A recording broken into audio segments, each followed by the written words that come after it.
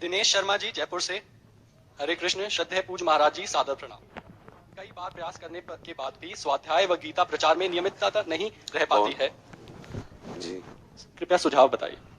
प्रचार का अधिकार गीता या अन्य भागवतिक का तभी है जब हमारे अंदर कोई विकार हमें परास्त न कर सके, हमारे अंदर केवल केवल भगवत प्रसन्नता उद्देश्य रह जाए।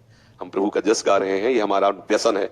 आप सुनने आए हो या हम पर कृपा करने आए हो, हमारे नशा की पूर्ति करने आए हो। स्वांता सुखाय तुलसी रघुनाथ का था।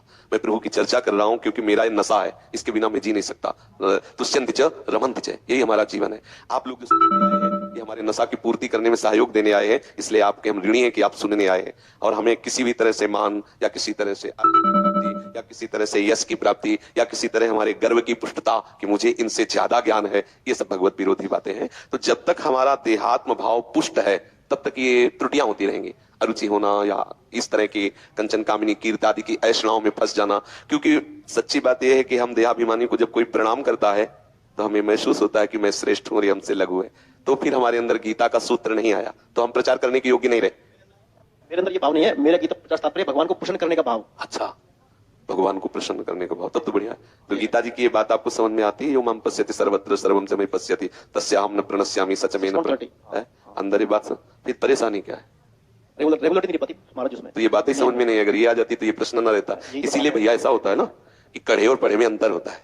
आप गीता पढ़े होगे लेकिन गीता कढ़े नहीं हो। अगर गीता कढ़े होते ना तो यहाँ बात फेल ना होती।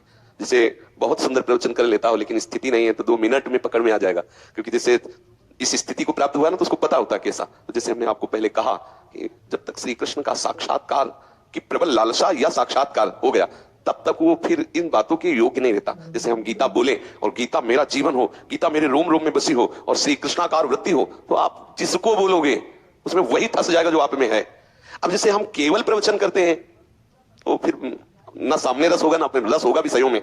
सच्ची बात जब आ जाएगी तो किसी का कल्याण नहीं होना, क्योंकि सब वासुदेव है। कल्याण ये हमारा होना है, सिर्फ हमारा होना है। ये बात हमको समझनी है। बहुनाम जन्मनावन्ते ज्ञानवान माम प्रपद्यते वासुदेवा सर्वमिति, यह है गीता। समात्मा सुदुर्लभ। आप सब वासुदेव, तो किसको प्रचार करें हम गीता का? किसको प्रचार करें? बात तो प्रसार करने की है। यहां बैठा लेंगे वासुदेव ही वासुदेव हो गए। अब जब बोलोगे वासुदेवा सर्वम तो सबकी धड़कन में समा जाएगा वासुदेवा सर्वम।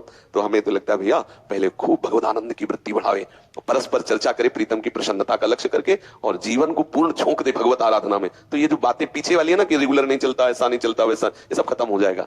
भगवान ने आदेश किया है कि परस्पर बैठकर यदि उनकी चर्चा की जाए तो भगवान को बहुत प्रसन्नता होती है और हमारी भक्ति बढ़ती है। बोधयंता परस्परम मच्चित्ता मदगत प्राणा बोधयंता पर उसका उद्देश्य केवल भगवत प्रसन्नता ही हो और उसका स्वांता सुखाय के लिए हो, कहीं मान प्रतिष्ठा की लालसा या दूसरों को ज्ञान प्रदान करने की योग्यता हमें ऐसी भी भावना ना हो। क्योंकि उस योग्यता का स्वरूप है सामने भगवत दर्शन करना।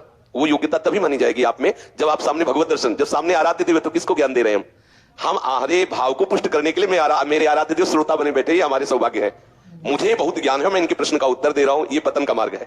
लेकिन मेरे आराध्य देव, जैसे पिता अपने बच्चे को पुष्ट करने के लिए बार बार प्रश्न करता है और पुत्र उत्तर देता है, ऐसे मेरे आराध्य देव मुझे पुष्ट करने के लिए, मेरे रस का वर्धन करने के लिए श्रोता बने, प्रश्नकर्ता बने बैठे। ऐसा अंदर फिट भाव होता है।